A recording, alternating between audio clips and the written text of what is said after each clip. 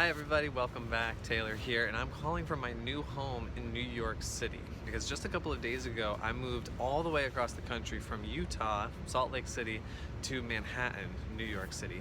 And it was a really intense change. It was a really intense experience, and a lot had to go into it to make the move successful.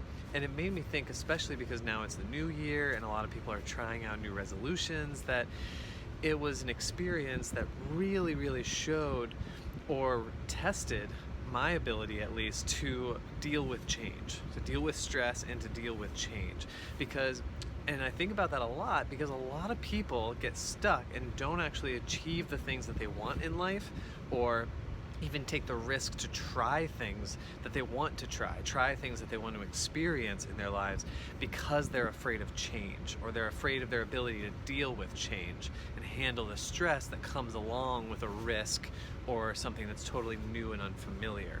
And so that's what we're going to talk about, because I've had the distinct pleasure, and I say that very sarcastically, to drive across the country 4 times at this point, because I'm from the East Coast, I've lived in Colorado, I lived in Salt Lake City, and so I've done the drive 4 times. By no means do I want to do it again, but at this point that drive is not stressful for me. However, it does constitute a change, because you go through a ton of states, and it's constituting and representing the ultimate change of where you're living. And as I was driving across the country again for the 4th time, I was realizing that distinction between stress and dealing with change. And I realized that a lot of people get stressed about change, but people also kind of lump those two together, when in reality those are 2 separate experiences completely. You get stressed about things and you deal with stress in a certain way, but you also have to deal with change. And so really it's not just about stress about change, it's about stress and your ability to adapt to whatever change you are experiencing or creating in your life. And so, using this example of my move, I want to go through this little framework of how to actually measure your ability to handle stress and deal with change, because there's separate things, people lump them together.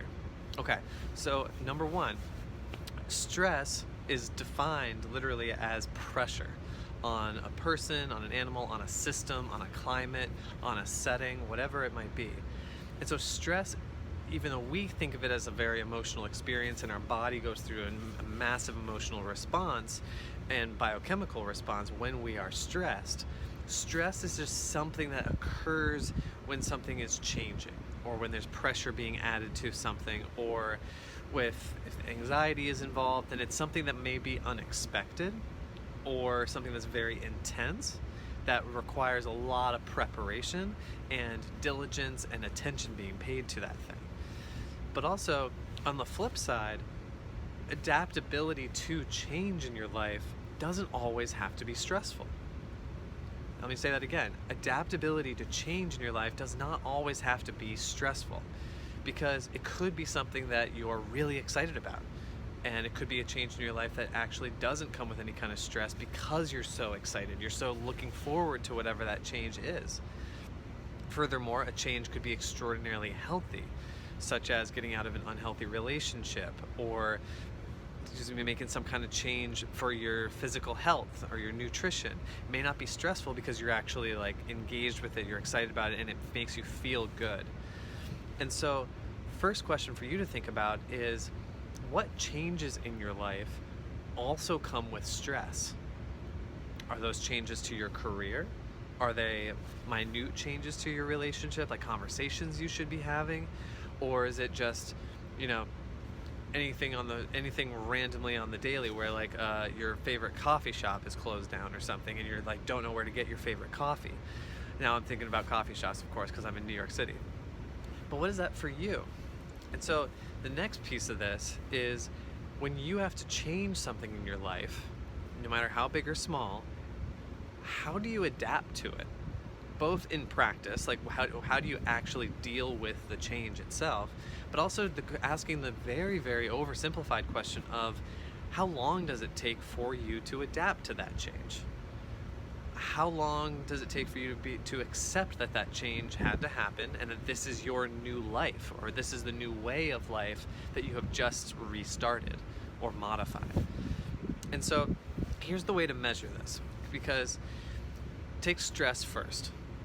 We all have a stress response. We all respond differently to stress and for different lengths of time. I'll never forget when I've worked in mental health settings, in like treatment settings, especially with kiddos, and I was interviewing different potential staff members to join my team.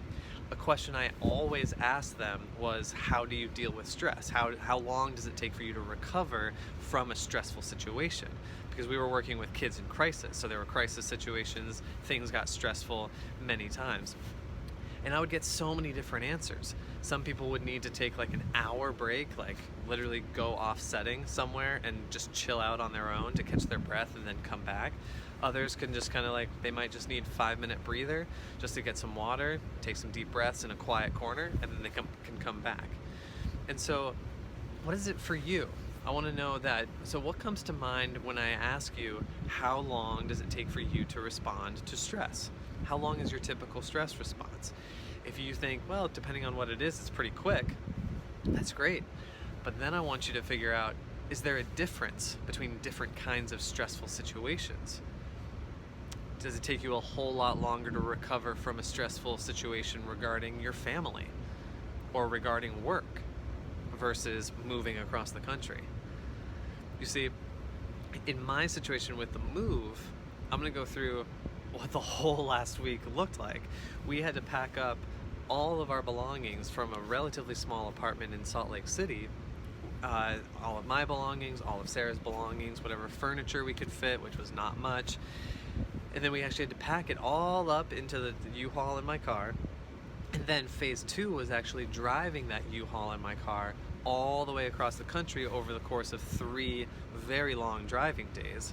Then getting it into New York City, getting to our actual building in Manhattan on a Sunday, and then unloading all of it over the course of 3.5 hours into our new apartment, and then taking my car to not only drop off the U-Haul in the Bronx, but then take my car, which had just been through so much, and find parking for it. And we're gonna finish up this video inside because I was just filming outside and it's freezing, so my phone died, but show must go on. So as I was saying, after all of those steps, just to take care of the car, take care of all of the unloading, all of the packing, then you're actually in our new apartment. Then we're actually in there with all of our stuff, none of it's unpacked, none of it's organized, and that's when the real change actually starts. And so the course of settling into a new place, that could take weeks or months depending on where you are and the conditions around that change that you made. And so this is a perfect example of how a lot of things were really stressful in the preparation for the move, but then what the stress kind of abated once all of the actual move was done. Now it's about the adaptability to change and just getting used to the new environment. And I know I'm fortunate in that I handle change really well. I get excited about change and I like new environments. I like new stimulation. I like to explore and see new things. But the transition from the stress into the settling in, that can be sometimes hard for me. That can be distracting, and that can also like affect my health pretty easily. And so for you, I just want you to think about, especially now that it's the new year, and especially because we all like to make new changes around the new year, how do you handle change? Are you pretty adaptable? Like if you were forced to move for a job or something to a totally new city that you weren't planning on, how would you handle that? Would it take you a long time? Would the move be okay, but then the actual settling in would be really stressful? What would be that balance for you? And so the way to actually measure this is when you think about how you respond to stress, think about that in like really specific ways. Like, what are you really specifically responding to, and what are you actually feeling stressed about regarding whatever that life change might be? And then secondly, and more broadly, once you make that change, regardless of how long the stress lasts, how do you handle that change in general? How do you adjust? How do you modify your life? And how long does it take for you to emotionally accept the change? Accept your new lifestyle, your new living situation, your new environment, the people around you, the energies. What are you sensitive to? What plays a role in how long it takes for you to adjust to that change? So give yourself a score, basically. Like, tell yourself first to answer these questions that I've been asking of like, how long does it take for you to deal with stress in certain situations? But also then, how long does it take you to adjust and adapt to new life changes in your life, no matter on whatever scale? And then kind of give yourself a score for each one of those. Maybe a number score or like a letter grade like we were in middle school, but just some kind of score for you to know, oh, okay, so I have a much harder time with really specific stressful situations, but I'm okay with change. And I think that's safe to say that that's the case with me, where like I can get overwhelmed with stress in certain situations, but in general I handle change really, really well. So I might give myself an A, sometimes A plus for dealing with change, but maybe like a C, C minus in letting the stress really get in the way of certain things, depending in certain situations. So use this as now I'm just getting redundant, but use this as an assessment method for yourself, a very simplified assessment and self-awareness method for yourself to know what situations cause more stress and what kind of life changes are harder for you to deal with, so that you are able to actually deal with them better in the future, because you know ahead of time that, oh, this thing is going to cause me a lot more stress. Oh, this thing is going to be a big life change and I don't handle life changes that well. You're able to separate it out and plan much better for that experience, so that you can become more healthy, you can feel more mentally sane, you can prepare a whole lot better, so that the change does not hurt as much when you actually experience it. I hope this helps. I'm excited to be in this new experience. I'm excited to tell you more about this change as we go along. Hope you guys have a great day. Be kind to yourselves. Take care. I'll talk to you soon.